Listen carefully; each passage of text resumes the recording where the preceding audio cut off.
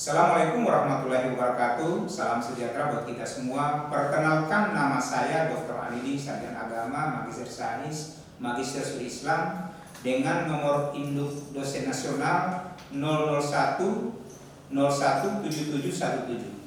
Saya adalah salah satu dosen PG PAUD FKIP Sulawesi Tenggara. Untuk kali ini perkenankanlah saya untuk menjelaskan mata kuliah yang saya ampu, yaitu metode penelitian. Video ini dibuat sebagai salah satu persyaratan sertifikasi dosen gelombang 1 tahun 2025, yaitu pernyataan diri dosen dalam unjuk kerja Tridharma perguruan tinggi, khususnya di aspek pengajaran. Saya akan memulai dengan menjelaskan deskripsi dan informasi umum dari mata kuliah metode penelitian, di mana mata kuliah ini merupakan mata kuliah wajib pada prodi pendidikan guru pendidikan anak usia dini. Mata kuliah ini diberikan kepada mahasiswa semester 6 dengan bobot mata kuliah 3 SKS.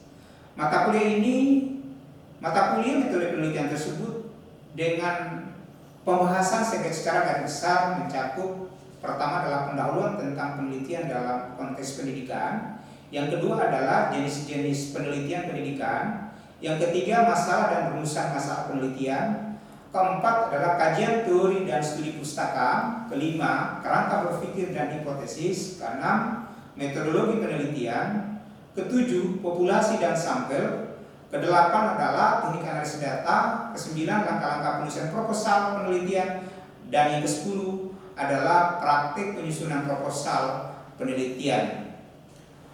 Dengan mempelajari mata kuliah ini, diharapkan mahasiswa mampu memahami dasar-dasar dan tahapan-tahapan penelitian ilmiah dan mampu menyusun proposal penelitian sederhana terkait dengan permasalahan di lingkungan pendidikan anak usia dini.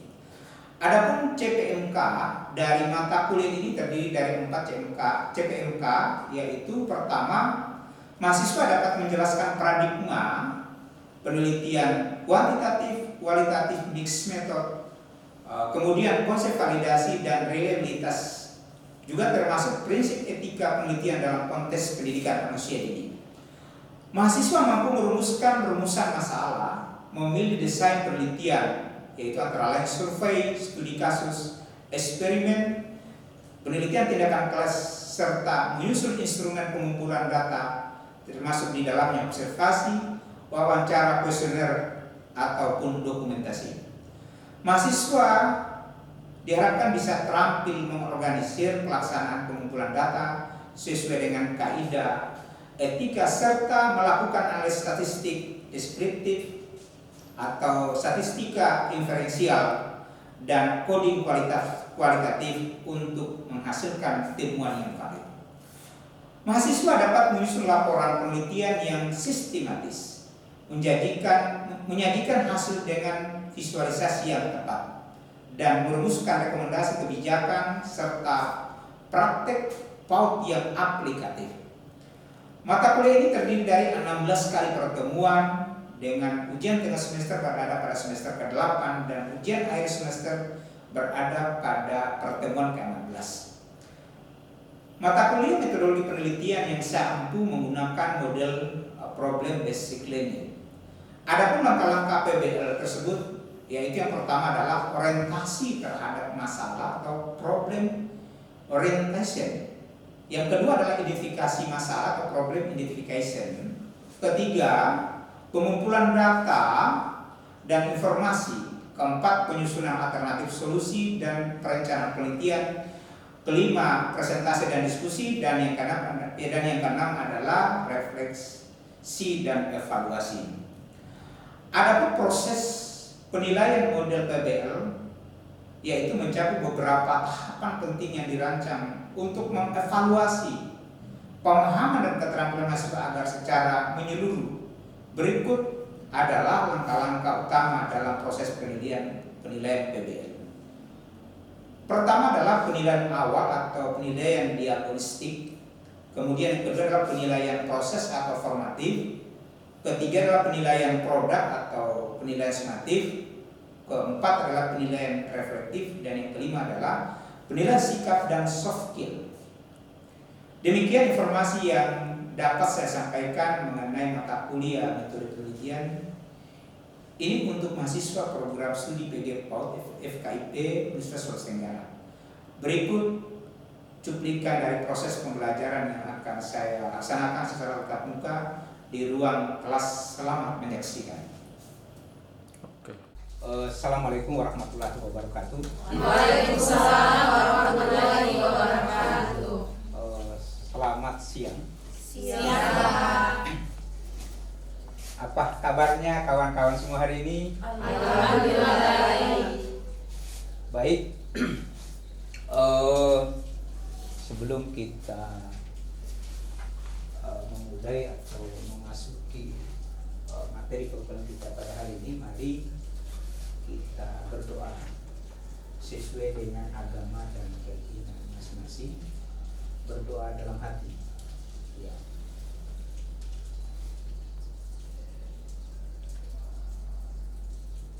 Baik, doa dalam hati tidak dibatasi. Pada kesempatan ini kita masuk pada mata kuliah metode penelitian.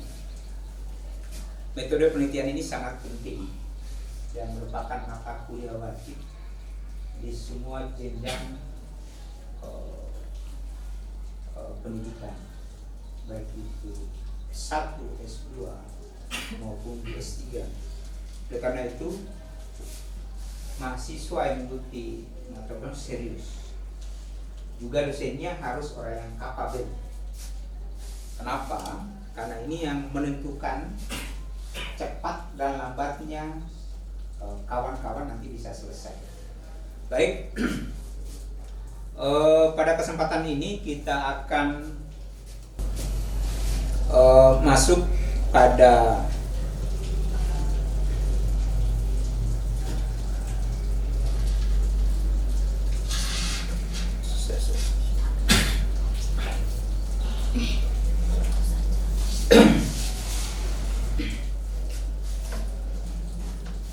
ini kita akan masuk pada bagaimana cara menulis proposal. Dengan kita mengetahui menulis proposal, tata caranya seperti apa sehingga memudahkan kita di saat kita menulis dan kita bisa melakukan penelitian. Nah, kawan-kawan ini kan sedikit lagi sarjana mau urusan skripsi, sehingga ini penting untuk diperhatikan. Ini pertama kita tetap memberikan penjelasan bahwa proposal penelitian itu seperti apa. Jadi ini proposal penelitian itu adalah rancangan tertulis mengenai rencana pelaksanaan sebuah penelitian. Jadi namanya penelitian harus ilmiah, sehingga membutuhkan metodologi, sistematika penulisan, bagaimana cara mencari datanya, bagaimana menganalisis datanya, dan seterusnya. Kalau semuanya penelitian sangat gampang dan tidak sulit sesungguhnya penelitian. Nah, sebelum kita masuk pada materi inti, terlebih dahulu kita harus mengetahui, harus jelas perkuliahan kita hari ini tujuannya untuk apa terkait dengan mata kuliah ini. Yang pertama adalah setelah mengikuti perkuliahan ini, kawan-kawan diharapkan mampu memahami struktur dan sistematika penulisan. Itu yang diperhatikan. Kemudian kawan-kawan nanti bisa menjelaskan komponen utama pada proposal penelitian. Misalnya bab 1 itu adalah pendahuluan. Apalagi? Bab 2 tinjauan pustaka. Bab 3 metode penelitian. Seperti itu. Kawan-kawan, Mas Hadi sudah berapa? Sudah mulai menulis, Mas Hadi? Sudah mulai, Pak. Alhamdulillah. Mbak Herlina sudah? Mantap ini. Cepat selesai nanti. Gampang ini penelitian ini. Susah. Nanti kalau ada masalah datang ke ruangan saya. Kita belajar bersama terkait dengan penulisan proposal. Saya kira ada 4 tujuan perkuliahan kita hari ini, pembelajaran kita hari ini. Ini yang perlu kita bahas bersama sebentar ini. Ya. Ini tadi sudah pengertian proposal, ya. Itu. Jadi dengan memahami, menjelaskan tentang bagaimana sesungguhnya proposal itu, kawan-kawan nanti bisa mampu menguraikan secara sistematis bagaimana masalah, kemudian tujuannya, landasan teori, serta metode penelitian yang digunakan. Oleh karena itu, sebelum kawan-kawan ke lapangan, ini penting. Kalau penelitian kualitatif itu harus memperbanyak teori. Jadi penelitian kualitatif itu harus membawa segudang teori di lapangan. Berbeda dengan penelitian kuantitatif. Kuantitatif itu teorinya sudah pas, fresh, ke lapangan. Itu jadinya. Tapi penelitian kualitatif harus membawa segudang teori di lapangan. Bisa jadi setelah ke lapangan melihat fenomena yang ada, bisa jadi judulnya berubah. Itu salah satu perbedaan antara penelitian kualitatif dan kuantitatif. Sistematika penulisan. Nanti kalau kawan-kawan di samping penjelasan kita perkuliahan hari ini, nanti kawan-kawan tentu mengacu kepada pedoman atau panduan yang dikeluarkan oleh perguruan tinggi, terutama kita di Fakultas Keguruan FKIP Unsutra, baik itu PG PAUD maupun PGSD seperti itu. Nah, ini ada paling tidak ada beberapa item tentang sistematika penulisan. Pertama tentu halaman judul. Halaman judul, kemudian ada lembaran pengesahan. Lembaran pengesahan nanti ini, kalau kawan-kawan sudah mau ujian, maka yang harus tanda tangan itu setelah melalui proses pembimbingan, maka pembimbing 1 ACC juga pembimbing 2 ACC. Tentu ini adalah melewati yang namanya bimbingan. Paling tidak bimbingan, kalau dosennya sudah cukup dan layak untuk maju seminar proposal, maka dosennya sudah pasti akan tanda tangan. Dosen pembimbingnya seperti itu. Kemudian kata pengantar. Kata pengantar ini sudah ada panduan contoh di universitas, di prodi yang contoh. Ya, kemudian daftar isi, tentu ada daftar isi supaya di proposal itu diketahui dari bab 1, bab 2, bab 3 itu ketahuan. Orang kan mau membaca tulisan orang, skripsi ataupun proposal, termasuk tesis, harus melihat dulu daftar isinya. Kenapa? Supaya memudahkan kita untuk mengetahui latar belakang masalah, kajian teori, metodologi penelitian, dan seterusnya di halaman berapa. Sehingga daftar isi sangat penting. Kemudian juga di penulisan itu, di proposal kita juga ada daftar-daftar tabel. Itu harus dibuat di daftar isi, sehingga apa? Memudahkan kita untuk mengetahui di sini ada tabel ini, misalnya terkait dengan data-data. Kenapa itu? Makanya nanti di penelitian itu ada namanya pedoman dokumentasi, pedoman observasi. Data-data kuantitatif itu dibuat data sesungguhnya, sehingga itu jelas semuanya. Sehingga ada namanya daftar tabel, kemudian daftar gambar juga penting. Nah, ini halaman pertama ini. Nomor 1 sampai nomor 6 ini adalah di sistematika penulisan proposal itu atau penelitian adalah ini halaman awal. Nah, kemudian kita masuk di bab 1 pendahuluan. Bab 1 pendahuluan ini saya kira ini sudah masuk inti proposal kita. Kemudian bab 2 kajian teori atau tinjauan pustaka, dan bab 3 metode penelitian. Kemudian daftar pustaka. Makanya gini, terutama daftar pustaka, kawan-kawan, biar banyak daftar pustakanya itu di proposal itu, di tulisannya itu rencana daftar pustaka, gitu, seperti itu. Sehingga ketika kita di rencana daftar pustaka itu ada daftar pustaka yang tidak terpakai, maka itu yang diganti, di delete. Cari atau simpan saja daftar pustaka yang dipakai di tulisan itu. Dari sini mungkin ada yang mau ditanyakan? Saya? Iya, baik. Saya mau Perkenalkan, namanya siapa, mahasiswa program studi apa, itu aja. Baik, terima kasih teman-teman. Perkenalkan, nama saya Yesni dari Prodi PG PAUD. Yang saya ingin tanyakan kan penyusunan skripsi itu ada namanya PTK. Ya. Apakah sistematika penulisannya itu sama seperti ini atau justru mungkin berbeda?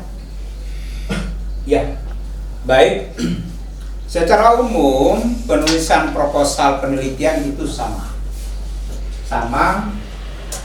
Yang membedakan itu adalah di bab 3, di metodologi penelitian atau metode penelitian, itu yang berbeda. Nah, kalau PTK, salah satu yang membedakan dengan penelitian-penelitian yang lain adalah PTK itu minimal siklusnya, kalau saya tidak dibatasi jam, sampai penelitian itu terbukti dan memenuhi KKM, kriteria ketuntasan minimal. Kalau itu sudah terpenuhi maka oke lah PTK. Tetapi kalau penelitian kualitatif itu juga harus mencari bukti-bukti yang diharapkan oleh peneliti. Itu kualitatif. Tapi kalau kuantitatif, apalagi bicara pengaruh, ini contoh di bab 3-nya. Kuantitatif itu hasilnya dia yes no, tidak harus H0-nya itu bisa dibuktikan termasuk HI-nya dibuktikan perlu. Yes no hasilnya. Tidak berpengaruh atau berpengaruh itu tidak ada masalah. Itu penelitian kuantitatif. Saya kira gitu ya, Yesni. Ya, baik, terima kasih. Nah, kita masuk sini. Ini yang sebenarnya gampang, ini penelitian ini bab 1 kita ambil supaya kita menulis bab 1 itu tidak kemana-mana. Pertama, sebenarnya ini ada 5, tetapi saya fokuskan 3 saja supaya kawan-kawan tidak paham, supaya mudah dipahami ini, supaya mudah dimengerti. Seperti itu. Yang pertama ini adalah latar belakang masalah. Ini paling tidak ada 3 ini. Pertama adalah menjelaskan kondisi nyata, fenomena menjadi dasar yang dilakukan penelitian, sehingga di paragraf pertama itu memuat fenomena secara umum. Paragraf pertama. Kemudian baru masuk pada logis faktual, dicarikan permasalahan ini, dicarikan penguatannya adalah pendapat pakar, kemudian pendapat ahli yang ada baik itu di koran, di buku, di artikel, supaya memperkuat permasalahan itu. Kemudian kawan-kawan diharapkan kalau meneliti itu dilakukan dulu penelitian awal, studi pendahuluan, observasi awal, sehingga memudahkan kita penelitian ini mau diarahkan kemana, seperti itu.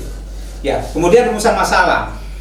Rumusan masalah ini juga rujukannya di pendahuluan, sehingga kalau kita menulis rumusan masalah itu berdasarkan uraian dan penjelasan pada latar belakang di atas, maka rumusan penelitian pada penelitian ini adalah difokuskan misalnya 1 itu, dan seterusnya.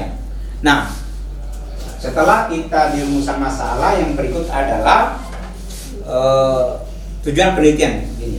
Ini kawan-kawan rumusan masalahnya 2, buat tujuan penelitiannya 3 atau 4. Kawan-kawan harus konsisten. Kalau rumusan masalahnya 2, maka tujuan penelitiannya juga 2, gitu. Gitu ya? Ya. Kemudian ini tentu juga harus memuat, harus ada manfaatnya penelitian itu. Apa kita meneliti kalau tidak manfaatnya? Sehingga penelitian itu ada namanya manfaat teoritis dan praktis. Seperti itu. Ya. Ya, ini bab 2. Bab 2 ini memuat tentang pertama adalah landasan teori dulu. Setelah teori yang dihubungkan terkait dengan tema atau judul yang kita bahas, itu yang dibahas. Teori. Jadi teori ini adalah ulasan tentang teori-teori relevan dengan variabel penelitian, misalnya teori bermain atau teori perkembangan bahasa. Jadi tentu teori ini kawan-kawan harus mencari di 5 tahun terakhir, kan tidak harus update teori yang dulu. Ya, kemudian tadi sekarang ini yang terpenting juga di samping kita mencari buku-buku update teori supaya kuat adalah hasil penelitian. Itu kita mencari hasil jurnal artikel yang referensinya valid, Itu yang sangat diharapkan. Kemudian penelitian relevan. Jadi penelitian relevan itu bisa klik di Google Scholar, cari itu penelitian terdahulu itu minimal 3 atau 5 atau 6. Ya di situ yang dimuat penelitian judulnya apa, kemudian tujuan penelitiannya apa, metode yang digunakan dan hasilnya. Kalau itu sehingga kita sudah bisa memotret, bisa membedakan antara penelitian kita dengan penelitian yang sudah mendahului kita, maksudnya penelitian terdahulu itu. Nih, kenapa ada penelitian relevan? Supaya kita mengetahui orisinal dari penelitian kita. Di situ kita akan, supaya kita tidak plagiasi atau kita tidak mencontoh penelitian orang. Ada perbedaannya seperti itu. Gitu. Saya kira selanjutnya kerangka pikir. Kerangka pikir ini adalah, kenapa harus ada kerangka pikir? Sesungguhnya kerangka pikir ini adalah perpaduan antara landasan teori dan penelitian relevan, sehingga selanjutnya kita harus di proposal penelitian itu ada kerangka pikir untuk menentukan arah penelitian kita. Seperti itu, ya. Nih, jadi penjelasan antara teori dan variabel dalam penelitian, kemudian disertai alur hubungan antar variabel kalau dalam penelitian kuantitatif. Seperti itu, gitu. Ya. Bab 3 ini metode penelitian. Di penelitian ini pertama jelas ini ada jenis dan pendekatan penelitian. Misalnya tadi penelitian kualitatif, kuantitatif atau mixed method, termasuk tadi PTK yang ditanyakan oleh saudari Yesni. Kemudian selanjutnya lokasi penelitian juga penting. Lokasi penelitian sangat penting. Gimana kita meneliti? Jangan terlalu jauh. Penelitian itu, prinsip penelitian itu ada 3. Efektif, murah, dan ekonomis. Jadi kalau terlalu jauh yang dilakukan begitu. Misalnya mau pergi penelitian di Bogor atau di Labing, jauh sana. Kemudian jangan terlalu banyak biayanya. Itu prinsip penelitian. Keefektifan, keekonomian, dan satu itu tidak membutuhkan kita tidak terlalu terbebani sesungguhnya. Seperti itu. Gitu. Kemudian juga objek atau subjek penelitian ini menjelaskan siapa yang menjadi partisipan. Subjek penelitian berarti tentu kalau dia bicara guru, anak, juga termasuk orang tua. Nah, berikut bab 3 teknik pengumpulan data. Ini penting, pengumpulan data. Nah, kalau di PGSD atau PAUD, maksud saya, kalau saya tidak terlalu banyak observasi, dokumen, dan wawancara. Kalau PAUD, kita buat instrumen untuk PAUD, tidak mungkin dia bisa mengisi kuesioner dia. Makanya ada beberapa penelitian, skripsi, saya bilang kuesioner untuk siapa? Untuk siswa, untuk peserta. Dia tidak mungkin tuh siswa mau mengisi angket. Apalagi TK, kelas 1 sampai kelas 3 saja susah, kecuali kelas ini kelas ini. Apalagi TK, seperti ini. Gitu. Ya. Kemudian instrumen penelitian, instrumennya itu tadi. Ya. Jadi instrumen penelitian ini adalah uraian bentuk dan isi dari alat yang digunakan dalam pengumpulan data. Misalnya tadi ada lembar observasi, pedoman, kemudian panduan dokumentasi, juga angket. Selanjutnya teknis analisis data. Yang data ini ada kualitatif. Kualitatif itu ada reduksi data, penyajian data, penarik, sehingga rata-rata penelitian kualitatif selalu menggunakan metode teknis analisis data, bukunya Smelt dan Haberman. Baik, ini terakhir kawan-kawan, supaya penelitian itu efektif harus dibuat jadwalnya, supaya terstruktur. Nih, pengusulan seminar, ini pengurusan izin penelitian, pengumpulan data, supaya jelas semua, sehingga 3 bulan itu bisa selesai maju skripsi. Ya, gitu seperti itu. Nah, ini terakhir kawan-kawan sebelum kita mengakhiri perkuliahan kita terkait dengan penulisan proposal penelitian ini, yang perlu diperhatikan adalah kawan-kawan itu harus ada kejelasan dalam merumuskan dan tujuan penelitian. Itu penting sekali. Itu yang harus dikokohkan, harus dimatangkan, sehingga ketika kita menulis, tulisan kita tidak kemana-mana, jelas arahnya. Kemudian kelayakan dari isi, metode dan waktu pelaksanaannya itu yang harus diperhatikan, sehingga tadi prinsip penelitian itu yang dijaga, yang efektif, efisien dan murah. Ya, terakhir ini tadi keterkaitan antara teori dan praktek di dunia pendidikan, terutama kita di seperti itu. Jadi kawan-kawan bisa melihat fenomena yang ada. Permasalahan apa? Permasalahan yang ada. Itu yang digambarkan sesungguhnya. Jangan selalu berangkat dari teori. Untuk apa berangkat teori? Juga harus bicara fenomena secara umum. Kenapa harus kita meneliti? Karena ada permasalahan, kalau tidak permasalahan tidak perlu diteliti, kan gitu. Gitu ya? Ya. Jadi terima kasih pada kesempatan ini kawan-kawan semuanya. Perkuliahan kita insya Allah minggu depan kita prakteknya gini. Kawan-kawan semua membawa judul minimal 3. Masing-masing judul sudah diawali atau dimuat pendahuluannya, latar belakang masalahnya, paling tidak 3 paragraf atau 4 paragraf. Kayak bisa kita menulis. Dengan mengawali dengan itu, kawan-kawan nanti bisa menulis. Ini nanti harus banyak diskusi kawan-kawan. Tanya, kalau tidak mau tanya seniornya, tanya dosennya. Utamanya dosen bimbingan ditanya. Jangan malu-malu. Gitu.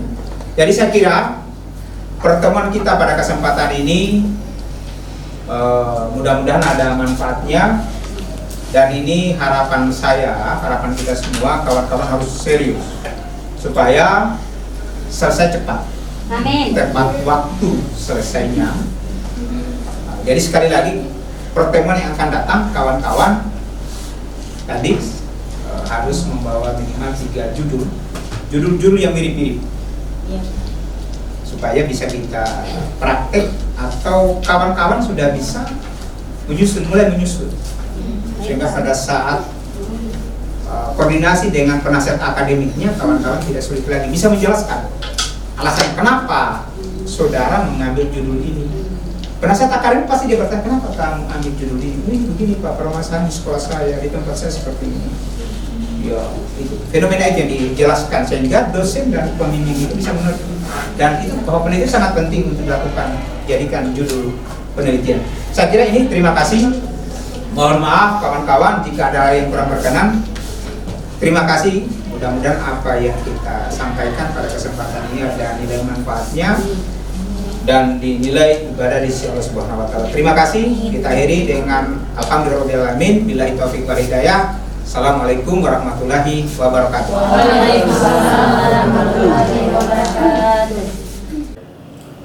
Demikian deskripsi singkat serta cuplikan proses pembelajaran mata kuliah metode penelitian yang saya ampu. Semoga dapat memberikan gambaran mengenai kinerja pengajaran yang saya lakukan khususnya pada mata kuliah metode penelitian di program studi pendidikan guru, pendidikan anak usia dini, Fakultas Keguruan dan Ilmu Pendidikan Sulawesi Tenggara. Saya mengucapkan terima kasih kepada seluruh tim penilai dan tim panitia sertifikasi dosen gelombang pertama tahun 2025, khususnya dari Direktorat Sumber Daya, Direktorat Jenderal Pendidikan Tinggi, dan Pusat Data serta Teknologi Informasi. Tidak lupa juga saya ingin mengucapkan terima kasih kepada program studi pendidikan guru pendidikan anak usia dini Fakultas Keguruan dan Ilmu Pendidikan Universitas Sulawesi Tenggara, rekan sejawat serta rekan-rekan mahasiswa. Demikian saya tutup dengan ucapan alhamdulillahirabbil alamin billahi taufiq wal hidayah. Wassalamualaikum warahmatullahi wabarakatuh.